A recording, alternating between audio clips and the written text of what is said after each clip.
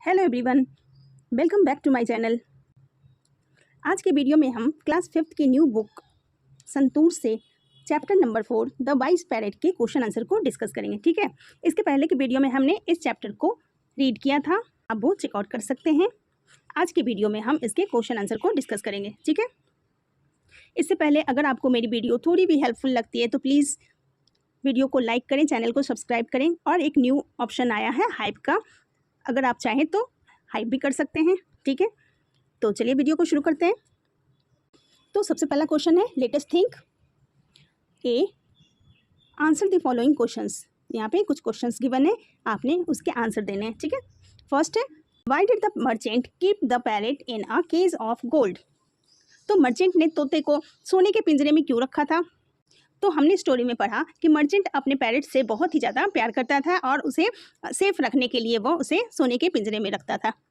तो हम आंसर लिखेंगे, the merchant kept the parrot in a cage of gold because he loved it and wanted to keep it safely. वह अपने parrot से बहुत प्यार करता था और उसे सेफ रखने के लिए उसे सोने के पिंजरे में रखता था। नेक्स्ट क्वेश्चन है number 2, What made the parrot a favorite pet of the merchant? तो क्वेश्चन गिवन है कि पैरेट मर्चेंट का फेवरेट पेट कैसे बन गया। तो पैरेट जो था वो मर्चेंट का फेवरेट पेट इसलिए बन गया था क्योंकि वो बहुत ही ज़्यादा स्मार्ट था, टॉकेटिव था और उसके माइंड बहुत ही ज़्यादा शार्प थे और वो काफ़ी एंटरटेन किया करता था। ठीक है, तो आंसर हम लिखेंगे, the parrot was bright, talkative, had a sharp mind and often entertained the merchant with stories and songs which made it his favorite pet. ठीक है, नेक्स्ट क्वेश्चन है number 3, what message did the parrot ask the merchant to convey to its friends? Merchant का जो पेट था वो अपने दोस्तों को क्या संदेश देने को कहा? तो उसके पेट ने बोला था कि पिंजरे में से उन्हें शुभकामनाएं भेज रहा हूँ। ठीक है, तो हम आंसर लिखेंगे, the parrot asked the merchant to tell its friends in the jungle that is sent them greetings from its cage.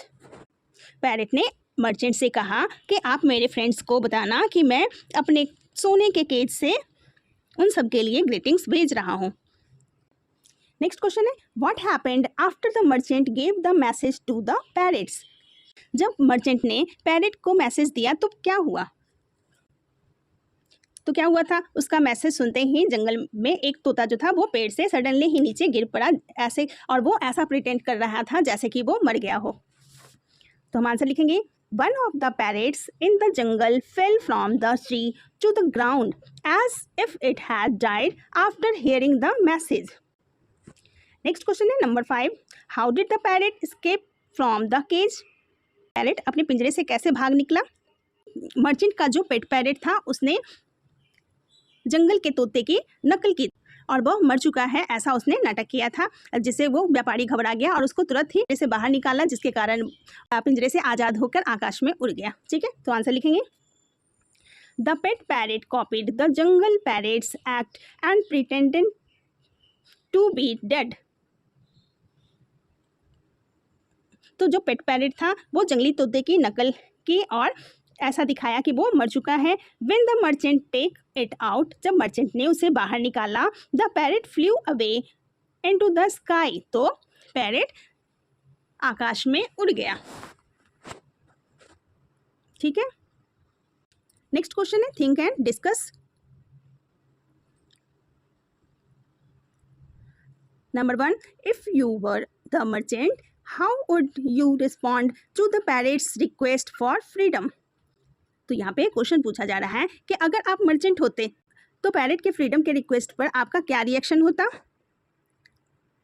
तो हम आंसर लिखेंगे, if I were the merchant, अगर मैं मर्चेंट होता, I would understand the parrot's feelings, तो मैं parrot's की feeling को समझता and set it free to enjoy its natural life in the sky and trees, और उसे आकाश में और पेड़ों पर अपने नेचुरल लाइफ का आनंद लेने के लिए फ्री कर देता।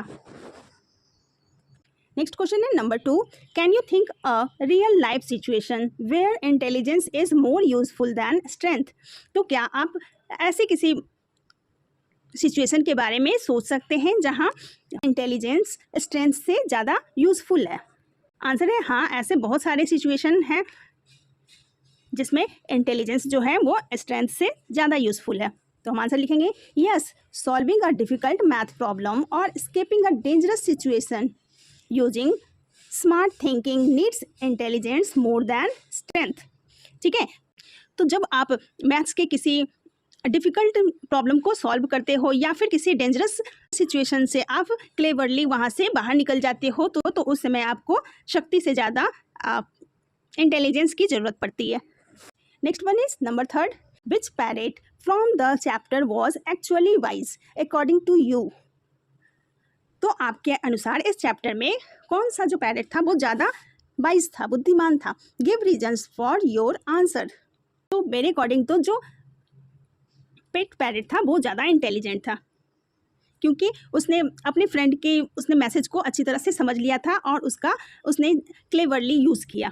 ठीक है, तो आंसर लिखेंगे the pet parrot was wise because it understood the message from the jungle parrot and cleverly used that trick.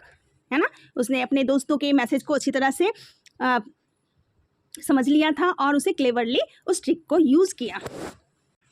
Next question है, let us learn fill in the blanks with suitable phrases given in the box to make a meaningful paragraph. तो यहाँ पे एक paragraph given है, ठीक है, उसमें आपने सुटेबल फ्रेज को फिल करना है। ठीक है, तो फ्रेज क्या होता है? तो फ्रेज एक ग्रुप ऑफ वर्ड्स होता है which makes sense but not complete sense. ठीक है, मीन्स कि वो वर्ड्स का एक ग्रुप होता है जिसमें सेंस तो होता है लेकिन पूरा कंप्लीट सेंस नहीं होता है।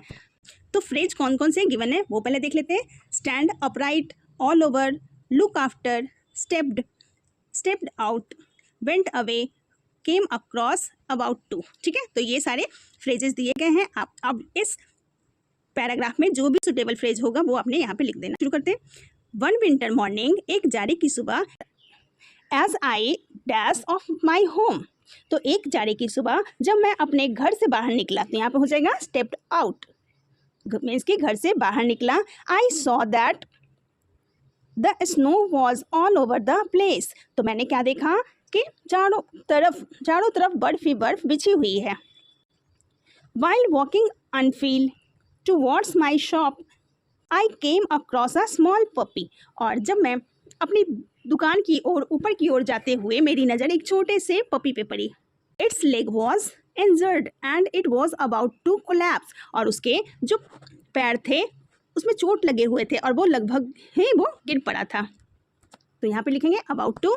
नेक्स्ट है, being in pain it was unable to stand upright. उसे इतनी दर्द हो रही थी कि वो दर्द के कारण सीधा खड़ा भी नहीं हो पा रहा था।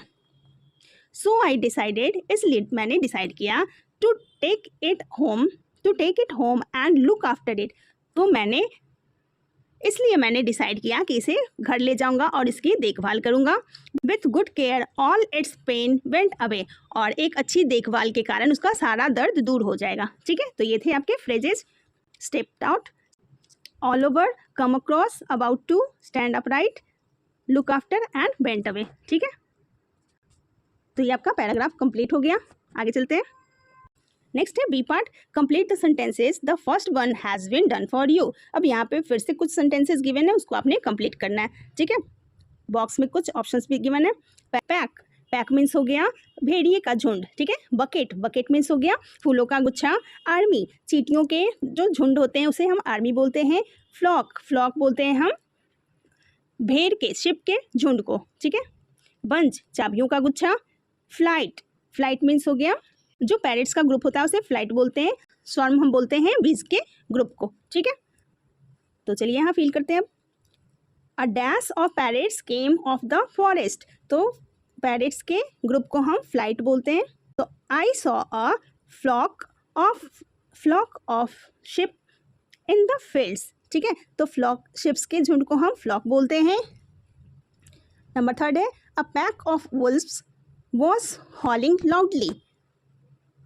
वुल्व्स के, भेड़िए के झुंड को हम पैक बोलते हैं। नेक्स्ट है, we gave a bucket of flowers to the chief guest. तो फ्लावर्स के गुच्छे को हम बकेट बोलते हैं। नेक्स्ट है, a swarm of bees hovered around the flowers.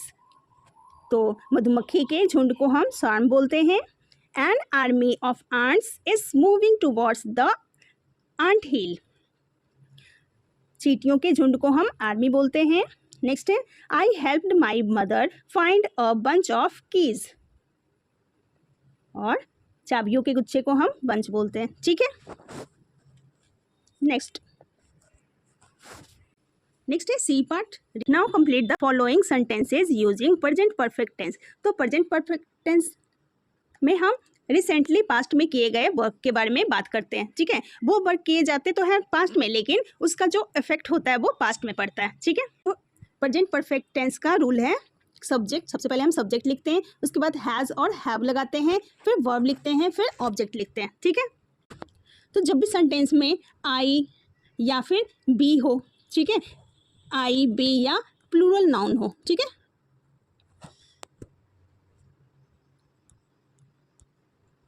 जब भी सेंटेंस में आई बी या प्लूरल नाउन हो तो हम उसमें उसके साथ हैव का यूज़ करते हैं और बाकी सब में हम हैज़ का यूज़ करते हैं. ठीक है.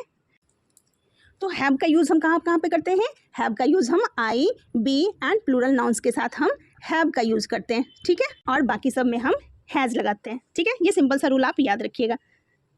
तो ए है आई, तो आई है तो आई के साथ क्या आ जाएगा? हैव. ठीक है. और यहाँ विजिट है तो वर्ब का थर्ड फॉर्म हो जाएगा विजिटेड. ठीक है. तो I have visited Delhi many times. It is a city with many historical sites. Next है my friend on Sangla is an artist. She, अब यहाँ पे शी है. She dash pictures of 10 monuments. ठीक है. अब यहाँ पे शी है क्या? तो शी क्या हो गया? सिंगुलर नाउन हो गया, तो उसके साथ हम हैज़ लगाएंगे. ठीक है. तो हैज़ और ड्रॉ का पास्ट फॉर्म हो गया ड्रॉन. ठीक है. तो हो जाएगा शी हैज़ ड्रॉन. ठीक है.